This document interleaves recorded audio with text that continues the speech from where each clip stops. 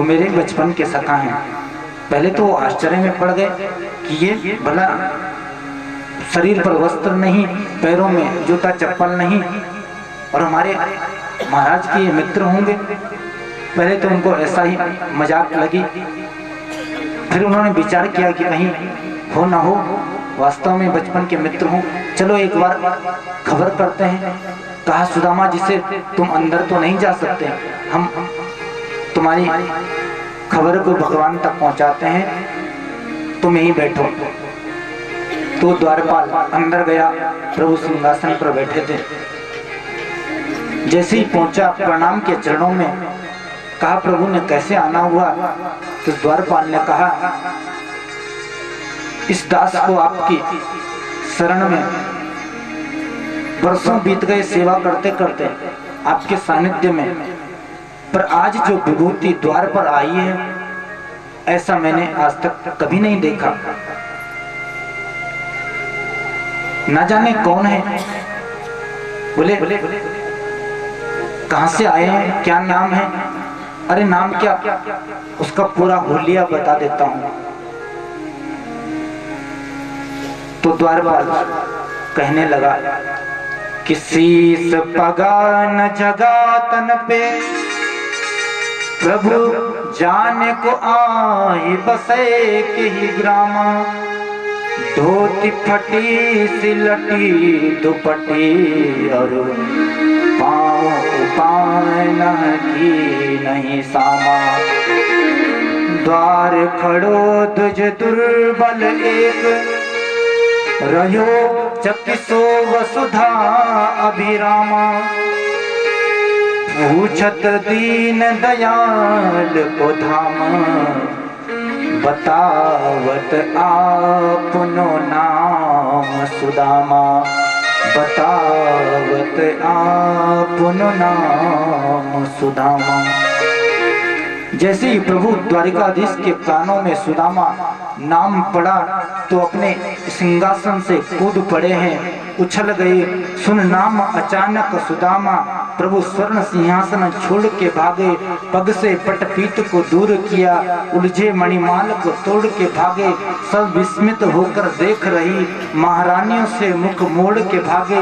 पद पादुकाहीन विलीन हुए, द्विज दीन कहाँ कर जोड़ के भागे। उछल गए अपने सिंहासन से, कहाँ दुपट्टा गिर गया देखा नहीं। चरण पादुका पहनना भूल गए हैं, कुछ भी समझ नहीं आता, भागते चले जा रहे हैं। महारानियां रुक्मणी, जाम्बवती, कालिंदी देख रही है कि अरे आज हमारे प्रभु को क्या हो गया, कहाँ किसके प्रेम में भागे चले जा रहे हैं। हमने अनेक विभूतियों को देखा जो इस द्वार पर आए।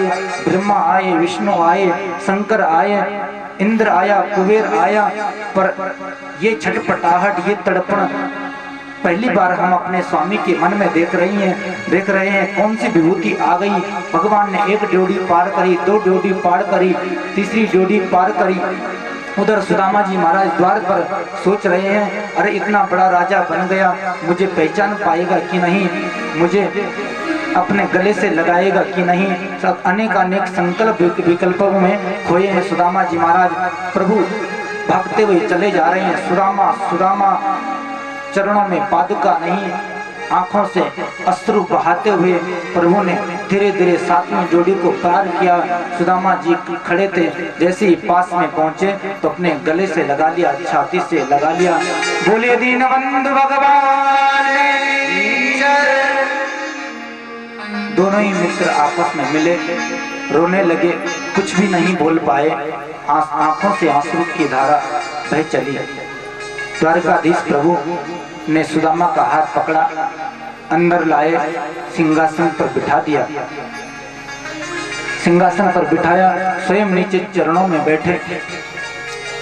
जो भगवान की पटरानियां थी, रुक्मणी, सत्यभामा, जाम्बवती, सारी की सारी अवाक रह गई, स्तब्ध रह गई। सोचने लगी, अरे ये कौन सी विभूति है, ये हमारे प्रभु किसको लाकर के अपने सिंहासन पर बिठा दिया। तमाम संकल्पों में विकल्पों में खोई हैं सारी पटरानियां। द्वारिकाधीश प्रभु ने आदेश दिया, रुक्मणी जाओ, मुझे विप्र के चरण धोने हैं, जल लेकर के आओ। रुक्मिणी को जैसी आज्ञा मिली सोचने लगी, अरे हमारे राज्य में अनेक दासियां हैं और किसी भी दासी को यदि सेवा मिल जाए तो वो अपना बहुत बड़ा महत्व समझती है और बहुत बड़ी प्रभु की कृपा समझती है कि आज मुझे सेवा करने को मिली।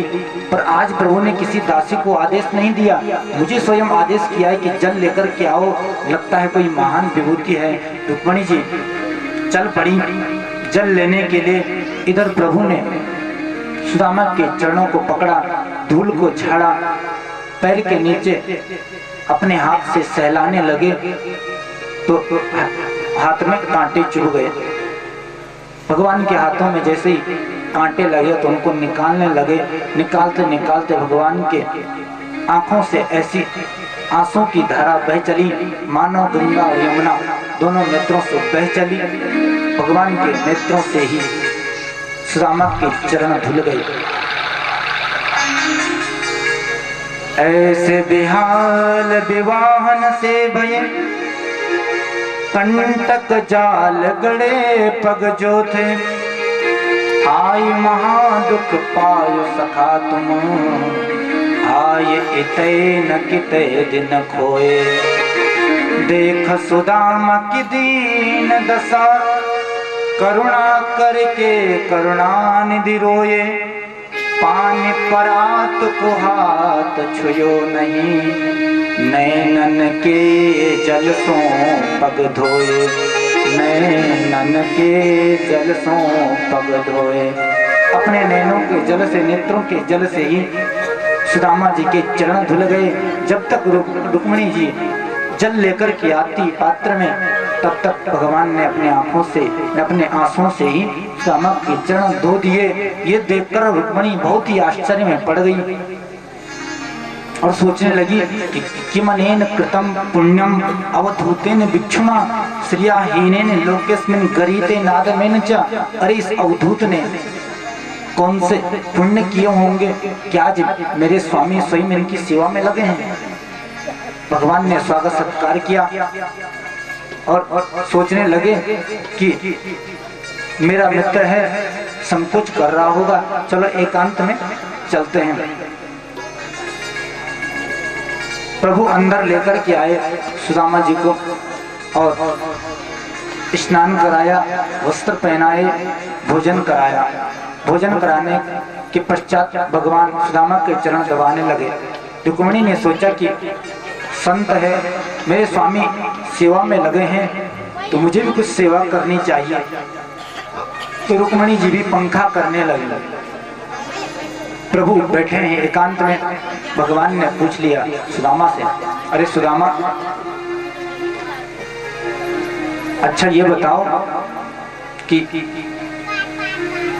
शादी उदी हुई कि नहीं? सुदामा से पूछ रहे हैं, क्योंकि जब तुम छोटे थे, हम एक साथ में पढ़ाई करते थे, तो तुम ज्यादा बाबा पने की बात करते थे, बाबा बैरागियों की बात करते थे, कहीं बाबा तो नहीं बन गए? सुदामा ने कहा, ना भैया, ब्याह है गयो और तेरी भाभी को नाम है सुशीला। अच्छा सुदामा, तने ब्याह कर दियो और मोई ना बुलाए तने ब्याह में? बोले लाला, बस ऐसी जल्दबाजी में हो गया, क्या करूं? अच्छा तो भाभी जी ने भेजा है? बोले हाँ। बोले संदेश भी दिया है आपके लिए। अच्छा तो संदेश सुना दिया। सुदामा जी महाराज ने द्वारकाधीश को, प्रभु ने कहा, अच्छा भाभी ने भेजा है तो कुछ मेरे लिए भेंट भी दी होगी, कुछ दिया होगा खाने पीने के लिए। जब ये बात कही तो सुदामा जी सोचने लगे, अरे राम राम, मैं तो 4 मुट्ठी चावल लेकर के आया हूँ और ये तो बहुत बड़ा राजा महाराजा, सोने की थालियों में खाने वाला, सोने के महलों में रहने वाला, और अगर यदि यहाँ मैं अपने 4 मुट्ठी चावलों को निकालता हूँ, जो कि 4 प्रकार के चावल, तो कितनी बेइज्जती हो जाएगी मेरी, क्या कहेंगे ये लोग मुझे? संकोच के मारे सुदामा जी ने कहा कि नहीं नहीं लाला, कुछ नहीं दिया तेरी भाभी ने, मैं कछु ना लाया। भगवान ने कहा सुदामा जी, लगता है तुम मेरा स्वभाव भूल गए। अरे मेरा स्वभाव है कि कोई प्रेम से मुझे पत्रम पुष्पम फलम तोयम यो में भक्त्या प्रयच्छति तदहम भक्ति प्रतम अश्नामी प्रयतात्मना। कोई प्रेम से भाव से मुझे यदि पत्र पुष्प जल दे दे तो मैं उसको स्वीकार कर लेता हूँ, चाहे वो कैसा भी हो। यदि भाभी ने दिया है तो तुम दो ना। सुदामा ने कह दिया नहीं नहीं, कुछ भी नहीं दिया। सुदामा जी बात को पलट देते हैं और कहते हैं, कन्हैया तेरे को याद है जब हम बचपन में विद्यालय में पढ़ाई करते थे, एक साथ रहते थे, तो गुरुजी ने हमें जंगल में समिधा लेने, लकड़ी लेने भेज दिया था। हाँ हाँ सुदामा, याद है मेरे को। और पता है उस दिन जंगल में कितनी बारिश आई ना, जब हम लकड़ी तोड़ रहे थे, समिधा तोड़ रहे थे, कितनी बारिश आई। भगवान ने कहा हाँ बहुत बारिश हुई थी उस दिन। अच्छा तब तो ये भी पता होगा सुदामा कि उस दिन सर्दी से तुम्हारे दांत किस तरह से खटखटा रहे थे। तब तो सुदामा जी सोचने लगे, अरे ये तो कुछ और ही कहना चाहता है। तुरंत फिर बात को पलट दिया, अरे छोड़ भैया वो बचपन की बातें। जब हम गुरुजी के पास में आए, गुरुकुल में आए, तो गुरुजी ने कितना हम पर स्नेह बरसाया, अपना प्रेम दिया, कितने प्रसन्न हुए हम दोनों से, और हमको आशीर्वाद भी दिया गुरुजी ने। तो सुदामा जी बात को पलटने लगे, पर भगवान बात नहीं बोले। कहा सुदामा, यदि भाभी ने कुछ दिया है तो बताना। सुदामा जी ने कह दिया, तू भी बार बार पूछता है। जब एक बार मैंने कह दी कि ना दियो ना दियो, फिर तू तो पीछे ही पड़ गया, कुछ भी नहीं दिया।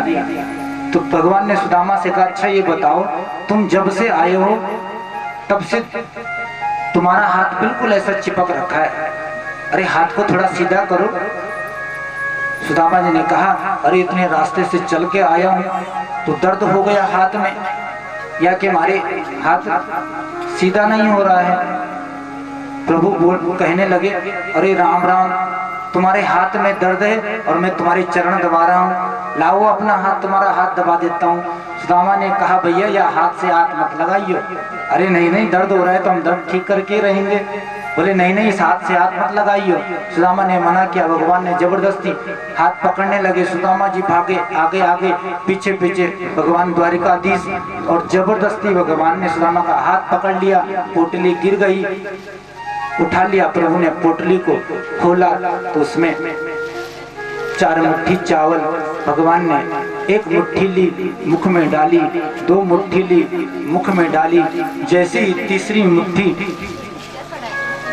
प्रभु डालने लगे मुख में, रुक्मिणी जी ने हाथ पकड़ लिया और कहा कि हाथ गहो प्रभु कमला कहे, नाथ कहा तुमने चितधारी, तंडुल खाई मुठी दुई दीन, कियो तुमने दुई लोक बिहारी।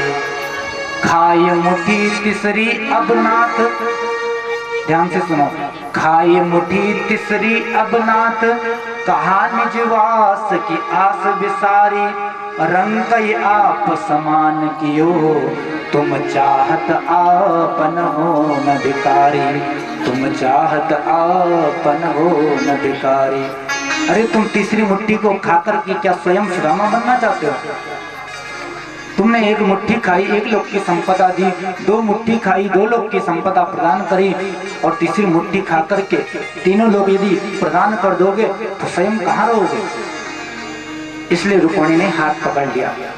अथवा हाथ इसलिए पकड़ लिया रुक्मिणी ने कि कहती है कि प्रभु एक संत का लाया हुआ प्रसाद है, तो प्रसाद तो सबको मिलना चाहिए, आप अकेले अकेले खा रहे हो, हमको भी दो ना। इसलिए रुक्मिणी ने हाथ पकड़ लिया। अथवा रुक्मिणी ने इसलिए हाथ पकड़ा, अरे कच्चे चावल हैं, अगर ज्यादा खा लिया हमारे स्वामी जी ने तो पेट खराब हो सकता है, दर्द हो सकता है, तो इसलिए रुक्मिणी ने हाथ पकड़ लिया। तो प्रभु ने चावलों को ग्रहण किया। देखो सुशीला कितनी चालाक थी, 4 घर से 4 मुट्ठी चावल लाई थी। क्यों? क्योंकि उसको पता था कि मेरे स्वामी जी नहीं कहेंगे कि हम बहुत गरीब हैं, हमें धन की आवश्यकता है, तो इसलिए 4 घर से 4 मुट्ठी लाई, ताकि प्रभु को पता लग जाए कि एक घर के चावल नहीं है, 4 घर के हैं।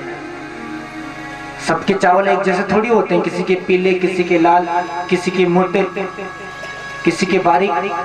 तो 4 घर के 4 चावल जब द्वारिकाधीश देखेंगे तो समझ जाएंगे कि इनके घर में गरीबी है। प्रभु समझ गए। भगवान ने नेत्रों को बंद किया, उन चावलों को खा करके अश्रु की धारा बही भगवान की आंखों से, और मानो मन ही मन उत्तर भेज दिया सुशीला को कि सुशीला होनी थी सो है गई, अब ना ऐसी होई। होनी थी सो है गई, अब ना ऐसी होई। भाभी तेरे भवन में नित्य द्वादश होई, नित्य द्वादश होई। अब तुम्हें एकादशी की आवश्यकता नहीं है, रोज खूब 56 प्रकार के व्यंजन पाओ। भगवान ने योग इधर विश्वकर्मा को आदेश दिया कि जाओ सुदामा के लिए सुदामापुरी का निर्माण कर दो। मन ही मन विश्वकर्मा से कहा, मेरे द्वारिका में भले ही कुछ कमी रह गई हो, पर सुदामा के महल में कुछ भी कमी नहीं रहनी चाहिए। विश्वकर्मा जी गए हैं और उधर सुदामा की जहाँ झोपड़ी थी वहाँ एक दिव्य महल तैयार कर दिया, भवन बना दिया। इधर जब रात्रि बीती, प्रातः काल हुआ, दोनों मित्रों ने आपस में हास परिहास किया। तो सुदामा जी ने पूछा, अरे कन्हैया, तूने तो मेरे बारे में पूछ लिया कि शादी हुई कि नहीं, तो मैंने तेरे को अपने घर के बारे में बता दिया। अब तू भी तो बता, तेरो भी ब्याह भयो कि ना है? तो भगवान ने कहा, हाँ हाँ मेरा भी ब्याह हो गया। अच्छा, तो मिलाओ फिर अपनी धर्मपत्नी से। बोले हाँ जरूर मिलाऊंगा। तब तो भगवान ने आवाज लगाई, अरे रुक्मिणी, रुक्मिणी जी चली आई। सुदामा जी महाराज बैठे थे सिंहासन पर। रुक्मिणी ने चरणों में प्रणाम किया सुदामा जी के, नमो नारायणाय। तो सुदामा जी ने आशीर्वाद दिया, अखंड सौभाग्यवती भव, पति प्रिया भव, पुत्रवती भव, खूब आशीर्वाद दिया। कहा, लाला अच्छा ये तेरी धर्मपत्नी है, बहुत अच्छी बात। लाला तूने मेरे को ब्याहने में ना बुलायो। बोले सुदामा जी महाराज क्या बताऊं, बस ऐसी जल्दबाजी में हो गया। तब तक भगवान ने फिर आवाज लगाई, अरे सत्यभामा। तो सत्यभामा भी चली आई। जैसे सुदामा जी के सामने आई तो सुदामा जी ने पूछा कि भैया ये कौन है? बोले ये भी हमारी धर्म पत्नी है। सुदामा जी कहने लगे, अरे वाह भैया, बड़े ठाट हैं तेरे, 2 ब्याह कर रखे हैं तेने, बड़े आनंद हैं। चरणों में प्रणाम किया सत्यभामा ने, तो उसको भी आशीर्वाद दिया, अखंड सौभाग्यवती भव, पति